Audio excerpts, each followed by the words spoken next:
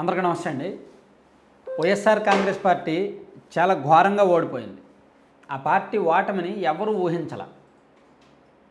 ఎవరు కూడా సిఫాలజిస్టులు కానీ, అనలిస్టులు కానీ, మేధావులు కానీ ఆ పార్టీ ఎవరు ఊహించల. కనీసం ఒక 40, 50, ఒక 60 సీట్లైనా వస్తాయేమో, గౌరవప్రదమైన ప్రతిపక్ష స్కోర్ దొక్కుతుందేమో అనుకున్నారు. కానీ ఇంత ఘోరంగా ఓడిపోవడానికి కారణం కేవలం ప్రజల్లో విపరీతమైన వ్యతిరేకత. ఆ వ్యతిరేకతను కూడా బయటకు ఎక్స్ప్రెస్ చేస్తే, బయటకు మాట్లాడితే మళ్ళీ ఎక్కడ అణచివేస్తారో, మళ్ళీ ఏం చేస్తారో అనే భయం. అంటే ప్రజలను భయపెట్టి పరిపాలించాలనుకుంటున్న నైజం. సో అది బాగా దెబ్బేసింది వైసీపీని. సో జగన్మోహన్ రెడ్డి గారికి ఆ క్రేజ్ ఉంది, ఆ మాస్ ఇమేజ్ ఉంది. కానీ ఆ పార్టీలో ఎవరికి కూడా డెడికేషన్ లేదు, పబ్లిక్లో మంచి పేరు లేదు, మంచి బుద్ధులే లేవు కనీసం.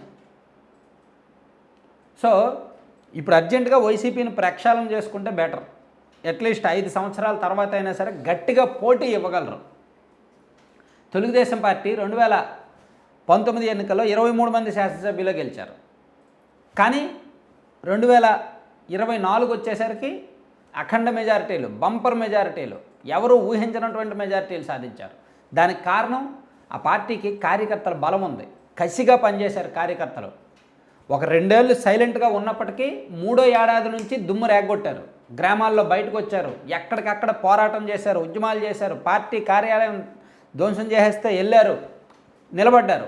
ఎన్నికల్లో కూడా ప్రాణాలకు తెగించి పోరాడారు. అది తెలుగుదేశం పార్టీ బలం, కార్యకర్తలే బలం.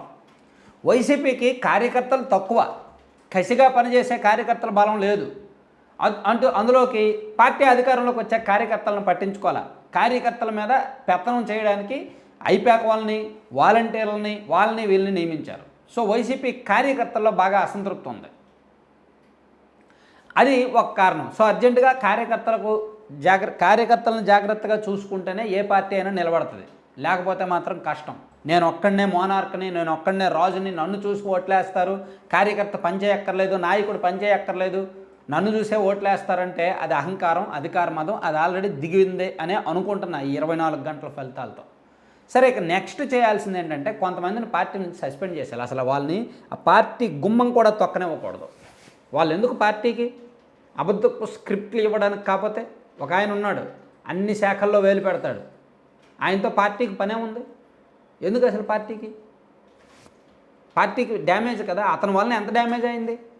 అన్నిటిలో కూడా ఆయన వేలు పెడుతున్నాడు, అన్నిటిని ఆయన కవర్ చేసుకుంటున్నాడు. కానీ ఆ అబద్ధమని ఈజీగా తెలిసిపోతుంది.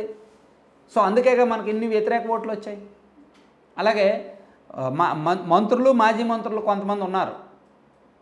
ఏం మాట్లాడారు? ఇప్పుడు రోజా గారు, కొడాల నాని గారు, జోగి రమేష్ గారు, అంబటి రాంబాబు గారు, గుడివాడ అమర్నాథ్ గారు, పేరు నాని గారు, వీళ్ళందరూ మాటల వలన, వల్లభనేని వంశీ గారు, వీళ్ళందరూ మాట్లాడే మాటల్ని, ప్రతిపక్షాల పట్ల వీళ్ళు చేసిన హేళన పరమైన కామెంట్స్ని, చిన్న చూపుతో వీళ్ళు మాట్లాడిన మాటల్ని ప్రజలు సీరియస్గా తీసుకున్నారు, వాటర్లో సీరియస్గా తీసుకున్నారు. వీళ్ళు ఇలా రెచ్చిపోతున్నారు, వీళ్ళకి అధికార మదం తలకెక్కింది, వీళ్ళు అహంకారంతో కొట్టుకుంటున్నారు, వీళ్ళు గర్వంతో ఊగిపోతున్నారు, వీళ్ళని దించాలి, వీళ్ళని ఖచ్చితంగా ఓడించాలి అని కసిగా ఓట్లేశారు. అర్ధరాత్రి 1 గంట వరకు ఓట్లేయడం ఏంటండి? ఎక్కడెక్కడో దూరంలో ఇతర రాష్ట్రాల్లో, ఇతర దేశాల్లో ఉన్నవారు ఓటు వేయడానికి ఎంత దూరం రావడం ఏంటండి? ఆ కసి కాకపోతే, ఆ ప్రభుత్వ వ్యతిరేకత కాకపోతే, అంత వ్యతిరేకత రావడానికి కారణం ఏమిటి? వీళ్ళు చేసిన తప్పులేగా. సో జగన్మోహన్ రెడ్డి గారు ఇప్పుడుకైనా జనంలోకి వెళ్ళాలి. నిజంగా ప్రతిపక్ష హోదా దక్కకపోయినప్పటికీ గౌరవప్రదమైన ప్రతిపక్ష స్థానంలో కూర్చోవాలన్నా, అసెంబ్లీ నుంచి పోరాటం మొదలు పెట్టాలన్నా, మళ్ళీ జనంలోకి వెళ్ళాలన్నా సోకాల్డ్ కొంతమంది నాయకుల్ని పార్టీ నుంచి బయటకు పంపించేయాలి. పార్టీని ప్రక్షాళన చేయాలి. పార్టీ అంటే డెడికేటెడ్తో పనిచేసే వాళ్ళు చాలామంది ఉన్నారు.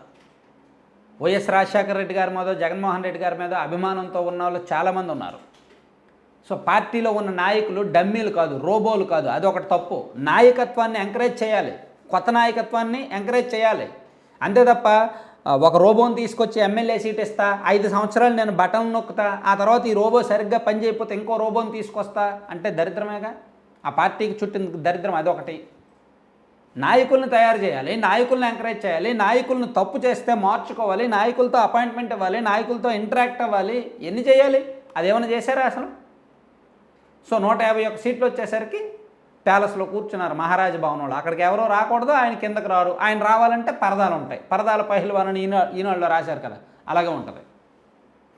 సో వైసీపీ మళ్ళీ లేచే అవకాశం ఉంది. నేను చెప్తున్నాను కదా, ఆ పార్టీకి 40% ఓట్లు వచ్చాయి, 39.7% ఓట్లు వచ్చాయి. అంటే ఆషామాషి వ్యవహారం కాదు.